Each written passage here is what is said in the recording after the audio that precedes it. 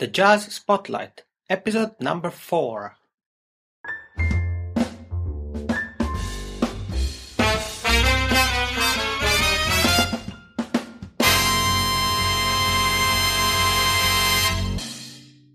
Hello everyone, Jan Ilunga here and welcome to the 4th episode of the Jazz Spotlight podcast. I hope you're having a great day because I'm sure having a great one. As you probably know, on the podcast I bring you special guests, sometimes artists, sometimes experts, who come on the show to share their stories and talk about what is happening in jazz today. They talk about themselves, about what they do, but they also share the resources and tools they are using to achieve success. Even though jazz is the common theme of the podcast, sometimes it can happen that some of the guests aren't straightly related to jazz, like the case of today. Today I welcome on the show Budi Voogt, entrepreneur, founder of the label Heroic Recordings and author of the book Soundcloud Bible. As you probably remember, until a couple of years ago, MySpace was the online place for musicians, so it was the platform many musicians used to showcase their music. However, today MySpace has lost ground to websites like YouTube and more recently Spotify and SoundCloud.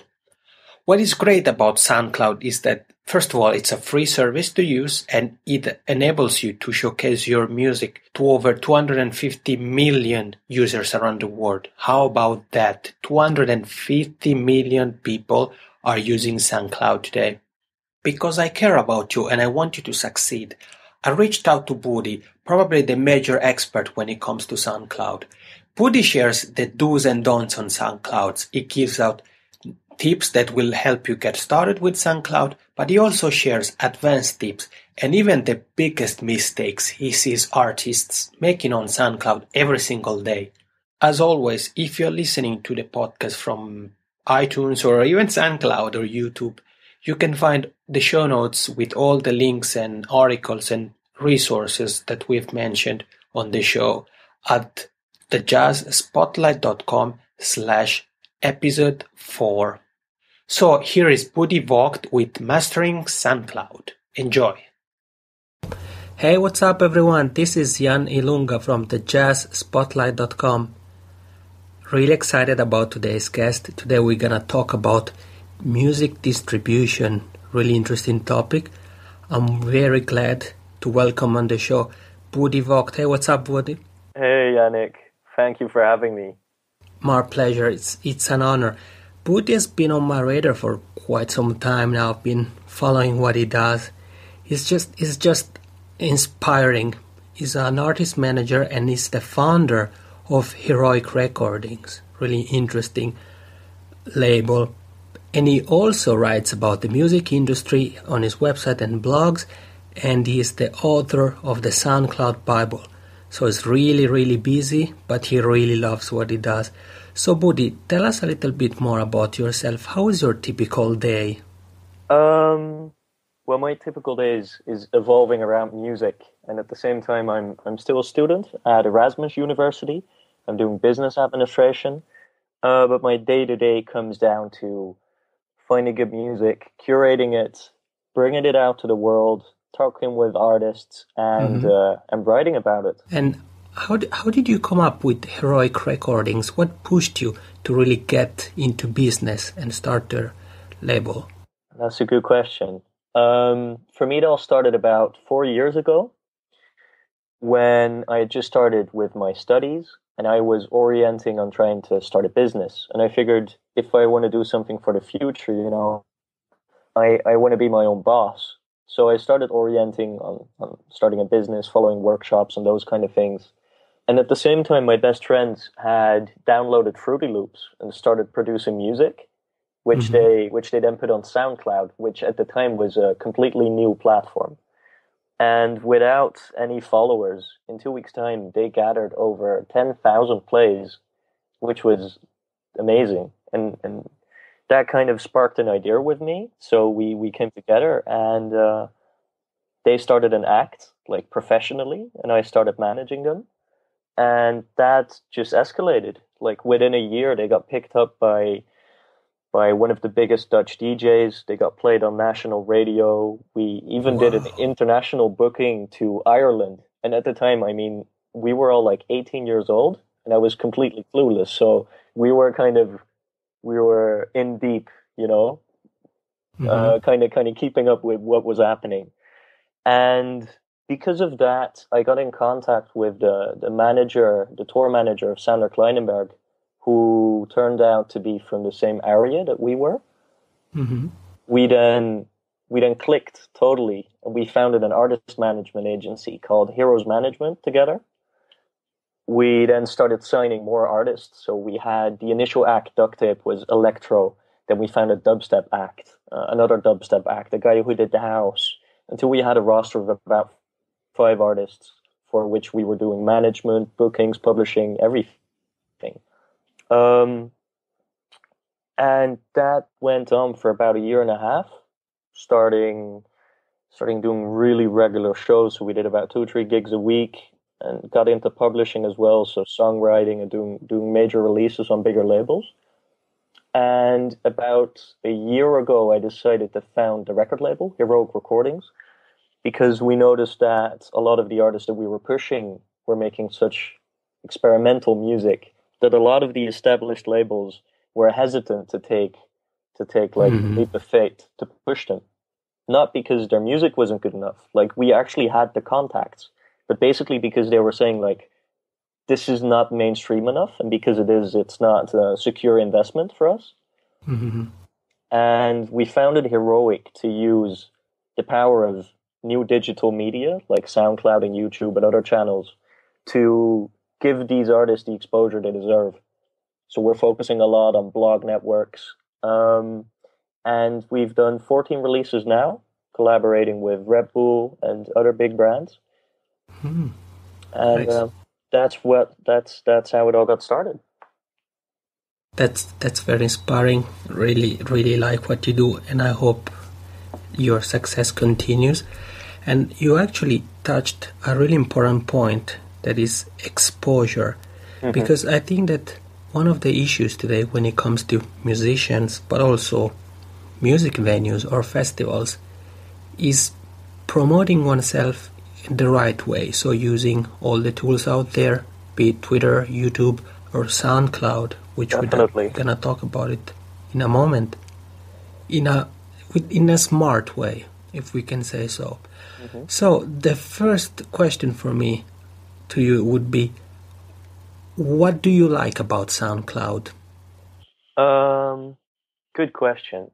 Well, I think SoundCloud is one of the many tools that has come up in the more recent trends in the music industry, but I think in the total media landscape, and that is in the past 10 or 15 years, you've seen the role of making music accessible, and even other content like video too, making that accessible to a bigger audience is no longer up to a few tastemakers or gatekeepers, if you may, which in music would be the major record labels and distributors, who back in the day put physical music in stores, in record stores, and got it out to the radio. Or for example, with video and film, you would only have the television companies, rental companies, and perhaps movie studios who were able to cater that to the crowd. And now we have YouTube making it also accessible. I think that is the primary thing what SoundCloud is doing right now. I love it so much because it gives people the opportunity to spread content without it being curated by anyone else. Mm-hmm. So I think the demand for content, music and video has gone up tremendously, but also the supply, because the barrier to doing that is so low.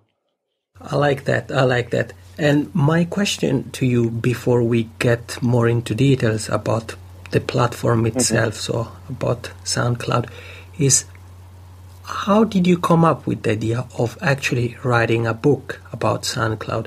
Because many people might be passionate about a social media, a website, a tool, but from there to write an actual book, a guide. Yeah, that's a good question, and I think it deserves an honest answer. Well, first and foremost, I mean, SoundCloud has been really crucial to my journey in the music industry, simply because if my best friends hadn't put a track on SoundCloud and the track hadn't gone viral, none of this would have happened in the way that it has. So I owe a lot to the platform, if you may say so. And I have used it from the start over 4 years ago. So that makes me, I'm pretty convinced of saying that. I think I'm one of the few hundred individuals in the world who are as competent in using the platform and how to strategically use it as anyone in the world. And when I transitioned to starting the record label, I'm sure you've experienced as well that making music and making money in the music industry is very difficult, especially because there's so much competition. And I came up for the idea like, hey, why isn't there something like an extensive guide on how to use SoundCloud, like with strategies and tips and functionality and that kind of stuff? And I started doing research, and turned out nobody had done so. And what I truly believe with the label and other stuff is that you need about 1,000 true fans to really start making a living from your art. So that's what we're striving towards. So until we reach that point, I was trying to create a way to monetize, to have the freedom to be able to do that, right? To pay the bills, while still being able to push the music that we loved. And having the knowledge of SoundCloud that I had and having an affinity for writing, I decided to write a book. So I locked myself up in a library for a month, and voila.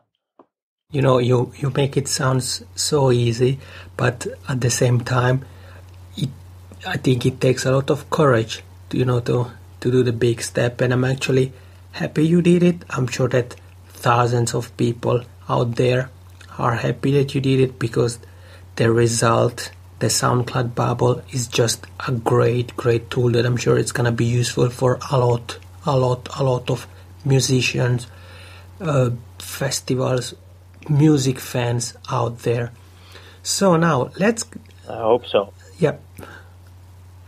Let's get started now with my first question to you about SoundCloud. Sure. If you put yourself in a musician's shoes, what is the first thing you would do to SoundCloud? So after you sign up for free, what is the next step? I think the first step would be to make sure that your foundation is correct. So that even supersedes SoundCloud. Like, make sure that your presentation is decent. So you have a nice logo, you have nice branding, so that you have a strong visual style. Then you got to make sure you have a domain, so something like yourartistname.com, and have an email address associated with that. Then I think it's like a prerequisite right now to be, as an artist, to be on Twitter, to be on SoundCloud, on YouTube, on Facebook, and to make sure that all these platforms are branded in the same way, So your Facebook page has the same visual style and logo as your SoundCloud page does. And make sure that all of these are linking to one another. So in SoundCloud, you want to make sure that you're linking to all your other social profiles and to your website. Then I think on all these platforms, including SoundCloud, you want to have a short biography on there and a contact email address, and place that contact email address like first thing visible, so that people immediately know, I got to reach out here. So those are the first steps that I would take. I think as a SoundCloud user, then you need to create content. Like, I wouldn't start a profile with just a single track. I would give people at least a few tracks to listen to, or a set of an hour, or an album, or whatever, So that when people go to your profile, they're able to play one track, to leave the tab, to do something else, and then once the track's finished, it will skip to the next one, to the next one, to the next one. I like that. And for those who are listening, you might remember from episode number 2, we had Bobby Osinski on the show, and we actually talked about online promotion on websites, or the importance of having a website, what to have on a website, and also how to use Facebook, Twitter, Google+, YouTube, and all the other tools out there. So, how Budi said, the first thing, make sure that you have the foundations right. To have a domain name, a logo, and all the fundamentals that you will need over and over and over again. So I really like that. And I also like that you emphasized about the importance of having music in terms of not just put one song to be like, yeah, I'm here on SoundCloud, but to have actual content that people can start to consume it, be it several songs or a live recording or something like that? Yeah, definitely. I mean, I think is the biggest takeaway that I could give, like, if you've set up your social media, your websites, and your SoundCloud profile, I mean, right now, you got to be aware that the supply of music is just tremendous. Like, to name some figures, I read recently that in 2005, there were about 61,000 tracks in all genres of music which came out. Whereas in 2013, there were over 300,000 tracks that came out in a year, which were only electronic music. So that means the supply of music is huge. And as a result, it's super important that you keep releasing music consistently so that you kind of keep your head above water. So if you have your foundation set up and you have content that people could listen to, then I think one of the best ways to make sure you get noticed, particularly on SoundCloud, is to keep releasing music consistently, and preferably like in a cadence. So one track every 2 weeks or one track every month, you know, so that there's a rhythm in there, so you get exponential growth. So, second tip, be consistent and try to publish or upload content consistently. But my question to you, Budi, now might be a bit tricky. How do you choose the right songs to upload on SoundCloud? How do you make sure to go for quality over quantity? It depends. Like for a group of artists I work very closely with, the Duct Tape guys, like all they do is they make music full time. So they make a lot of tracks, you know. And personally, I'm truly convinced that their music is top notch. Like every track, there's at least 100, 200 hours put in there, you know, and you could really hear that. A good benchmark, for example, would be is if you take someone who inspires you, a big band or an artist or producer or DJ, you know, and take one of their best tracks. For example, if your music is inspired by that, try and objectively judge it. Like, is it at that level? And once it is, I mean, then you should be ready to publicize it. Wow, I like it. It was a tricky question, tough question, and it's maybe not that easy to answer, but I liked your answer. So to try to find someone that you like and try to put yourself in their shoes and put your music at their level and see if you're actually putting your best work out there or if you're just getting overexcited and putting the first audio file that you find. Yeah, definitely. I mean, there's something I would add there, and that is, especially in the dance industry, it's often said that you're only as good as your last release. And and if you think of it this way, right? Say you're a user and you just discovered a new SoundCloud account and you press play on the track that's at the top. If that single track is not convincingly good enough, then you're going to leave the profile and you're probably never going to go back there. Whereas if the first track is good and the second track is good, chances are you're going to want to come back there. Yeah, totally true. And it's that applies to everything online today. Yeah, definitely, man. I mean, you got to make sure that the first impression is right, because especially on the internet, like, people, their attention span is so slim that you need to captivate them right then or you lose them forever. Yeah, definitely. My next point is, we talk about uploading music, but there might be some people out there that they worry about copyright and these kind of things. What advice do you have for people who are skeptical about using services such as SoundCloud because they are afraid that, you know, their music would just get stolen? Wow, that is a good question. Well, I think it kind of depends on your goals, right? I mean, if you want to get exposure and get out there and play shows and be famous or whatever, right? Then you gotta be able to take the risk to show yourself to the world. Yeah, definitely. I like it. And I also am convinced of the importance of thinking about SoundCloud, YouTube, and all the other tools in terms of exposure. So to think about them as tool to promote oneself. In some cases, even in the case of Spotify, for example, it's true that artists can monetize through Spotify, but monetization shouldn't be the first goal of using Spotify. Exposure. No, exactly. I mean, just talking about the Spotify case, right? Like, I heard recently that Spotify pays 70% of their revenues to pay out rights holders, so copyright holders, labels, artists, etc. And the company has never been profitable. So they have a business model where they're paying artists too little for their music, but at the same time, they're paying so much of their revenues out to paying artists that they're not actually profitable.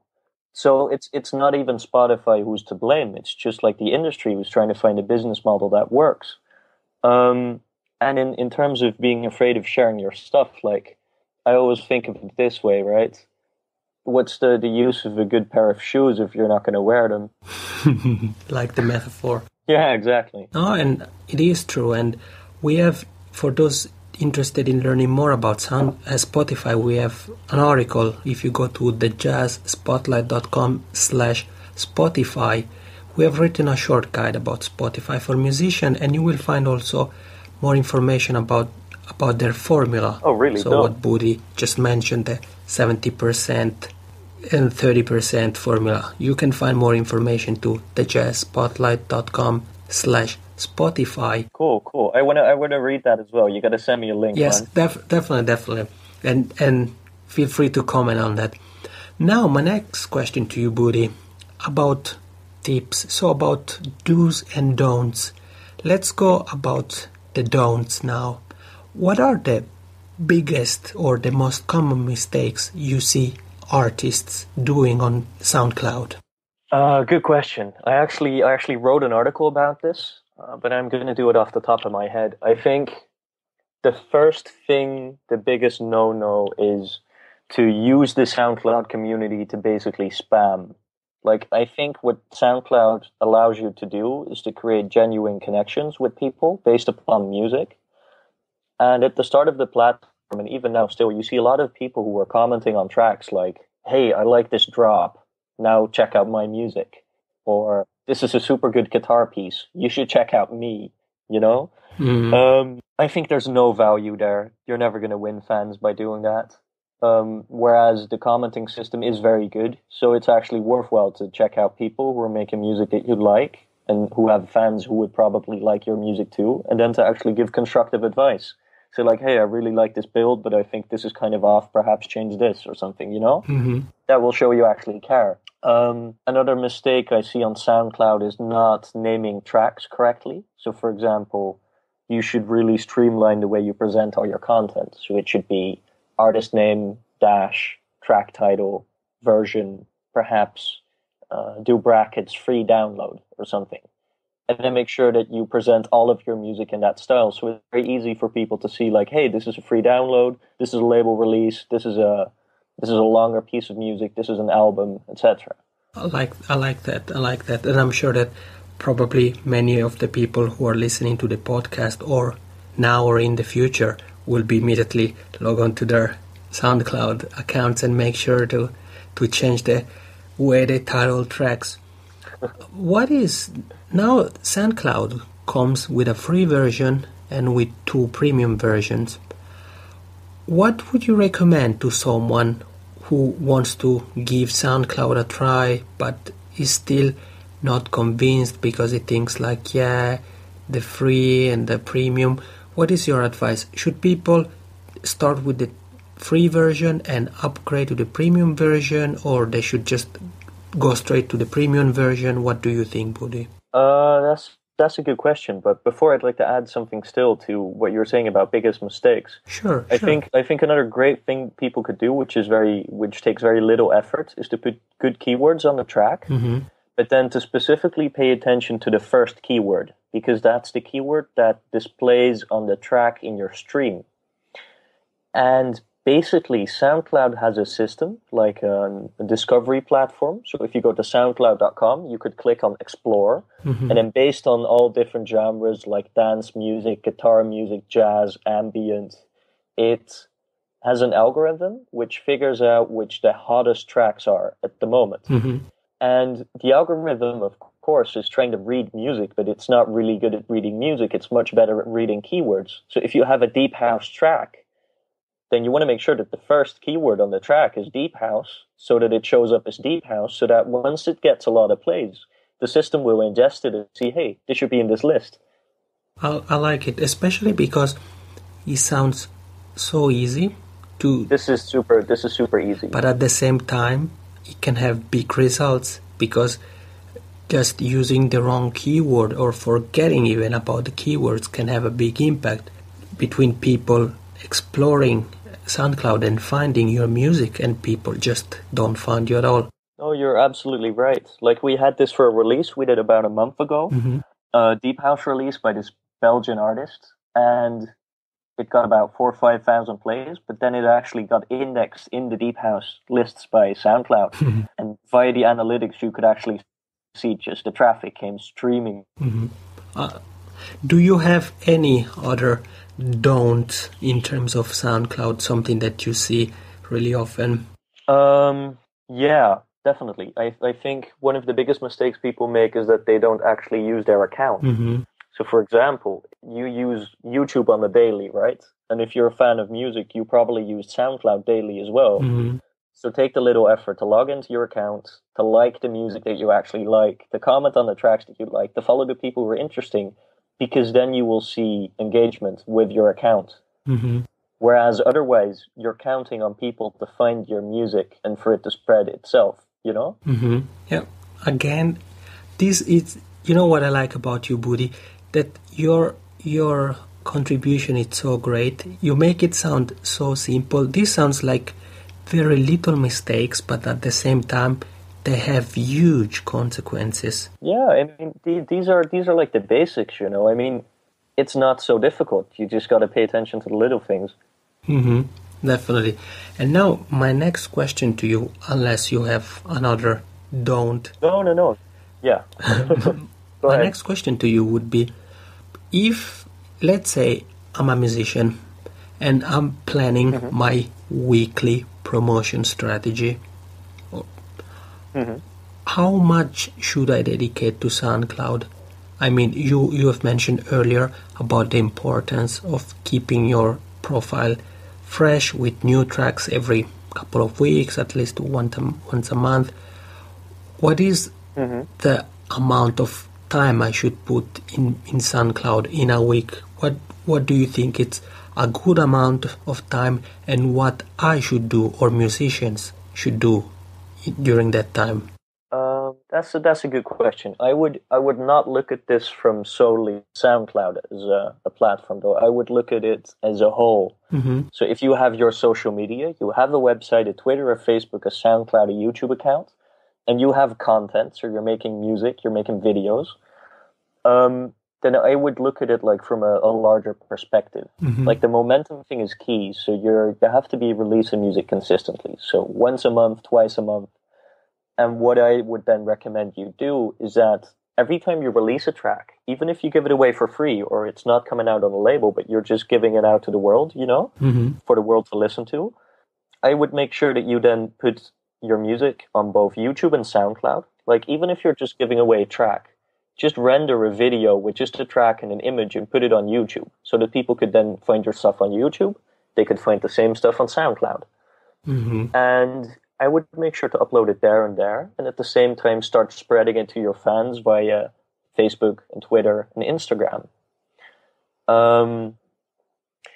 In terms of promotion, like, what I try to do with YouTube and SoundCloud and all the other channels is you gotta reward and interact people for when they're interacting with you. So if someone comments on your track, you'll respond. You know, even if it's like, I absolutely love this, you just say thanks. You know. And I'm a very big fan of blogs. So if there's one thing you could add to doing all that, like the YouTube, SoundCloud, Facebook, Twitter thing, it would be building a list of tastemakers who are pushing the music that is in your genre. So if you're making jazz, then you find bloggers and YouTube channels who are pushing jazz music, you know? You start building an email list. You integrate the stuff into MailChimp or an email provider, and you send them the music to your Yeah, you sent them the music whenever you push it on YouTube and SoundCloud. And in that mail, you link through to YouTube and SoundCloud, and you also offer them to download the tracks privately. So, for example, a blogger could then pick up on your album, so he could upload it or whatever, you know? Mm-hmm. That is how I would look at it from a bigger perspective. Love it. Love it. And again, I think that in your comment, there was again the point why having a website is so important, because once you have a website, you can have an email, you can build an email list, and you can do all these kind of things that Budi said. So provide people with value, with fresh updates, new releases. All you can do this only with a website. So yeah, people out there who don't have a website yet, listen to Budi Voogt. And you got to gather email addresses. Like, figure out a way to do that. So if you're giving away a track, make the track only downloadable if people give you an email address. So you could do that via your website, you could do that via Bandcamp, because that gives you a way to really interact with people on the most personal level, because everyone reads their email every day, you know? Yeah, definitely. I totally agree, and I love that you mentioned it, because I was gonna mention it myself, so I'm glad that you did. Now that we have talked about the don'ts and you told us what people should do on SoundCloud, I have a couple of questions about the book itself. Yeah, sure. So what can people expect from the SoundCloud Bible? Well, I wrote the SoundCloud Bible so that it would be the most extensive work on SoundCloud out there. Like, I want people who've never used the platform to be able to pick up a copy, read it, and then have a good idea of how it works, and to be able to outperform anyone who's on there within weeks, you know? But I also wrote it in a way so that someone who's an advanced user, say even a successful artist who really knows SoundCloud, would be able to pick up a few insider tricks, but more importantly, so that he could read up on strategies, like stuff that I just explained you about, stuff that goes far beyond SoundCloud, which looks at your marketing strategy and content strategy as a whole, to pick up on that, to really take things to the next level, including ways to get signed by a record label, how to get coverage by blogs, and more. Okay, so SoundCloud Bible, it's for everyone. The newbie, the SoundCloud veteran, for everyone. Yeah. And what is the best way to find the book? You can find the book by going either to soundcloudbible.com or going to my website, which is budivoogt.com, and you'll see it right there. And if you're on my website, there's a lot of articles there about the music industry and music marketing. So from music copyright to publishing to getting signed to whatever. Okay, we will feature the links in the show notes, so people, you don't have to take note. My last question to you, Budi, would be, if you were to give an advice to musicians who are just starting out, but also to established musicians in terms of online promotion, what would you tell them from your experience as artist manager and founder of a label? That is a very good question. I would tell them this. I think right now that we're at a time that if you have good enough music and you're persistent and determined enough, that you're able to reach a lot of people with very little means. Like, you don't really need a lot of money or big distribution to do it. You can do it via the internet and social media and that kind of stuff. I think it's very important that you get a clear message of who you are and what you're trying to push, so both visually and in music and etc., that you're very dedicated in making music, so you get a lot of content, and that you figure out a plan, like, okay, so I'm going to start releasing a track every 2 weeks for the coming 6 months at least. And you start building up all this music so that you have content for months ahead of you. Then you make sure it's out on all these social platforms. But more importantly, you got to make sure it gets in the hands of the tastemakers, like the people who have a big audience themselves. So that's blogs, YouTube blogs, magazines, press people. And once you have that going, you got that momentum, you start pushing it out to all these people on every release. And the key to getting their support is by fostering personal relationships with them. So I would invest heavily in figuring out who the people are behind the blogs, behind behind the newspapers and etc. and just become their friends, talk about shared hobbies, music. And then once you send them an email with your new album, they're going to see, hey, it's Yannick. Oh, hey, this album is awesome, Mm-hmm. Yeah, definitely.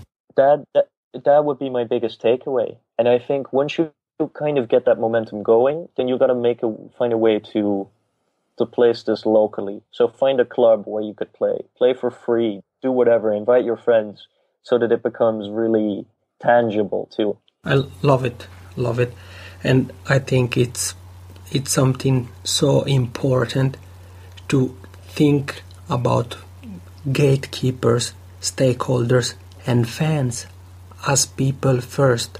So if you want to get press coverage, you're not gonna get it by spamming over and over and over again, but it's like Budi said, by trying to build relationships, foster relationships, that you will get great results. Yeah, definitely. Like I think a great thing to realize would be like it all comes down to goodwill. So let's say we're talking to a journalist at a newspaper who's doing the music section, right? Say there's a guy who's talked to the guy in regular, and he drank a beer with him when he met him at the club this one time, and his music is all right? Or there's this other guy who has amazing music, but he only sends the guy a cold email. There's a much bigger chance that the guy with the crappier song is still going to get the feature, simply because they're on a, hey, yo, dude, what's up basis. That's totally true. And my last question for you, Budi, to wrap up this episode of the Jazz Spotlight podcast would be, if you were to give just one last tip to everyone, from musician to club owners to festival directors, what would be your advice? Always in terms of promotion. Wow, do you even mean this on an entrepreneurial level? Yes, definitely.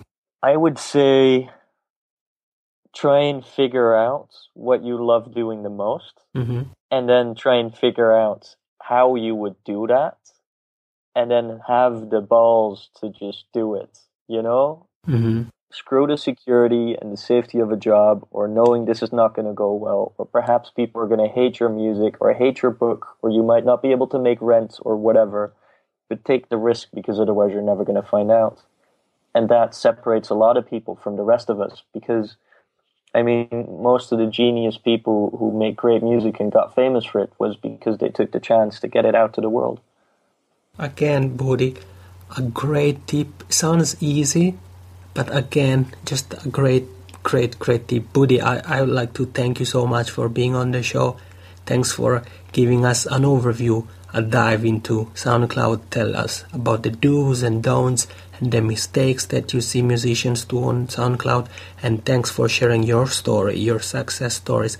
And I wish you all the best for Heroic Recordings, for your passion for the music industry, and all the best, really, Budi. Thank you so much. You're very welcome, Yannick. Thank you for having me, and I hope to talk to you soon, man.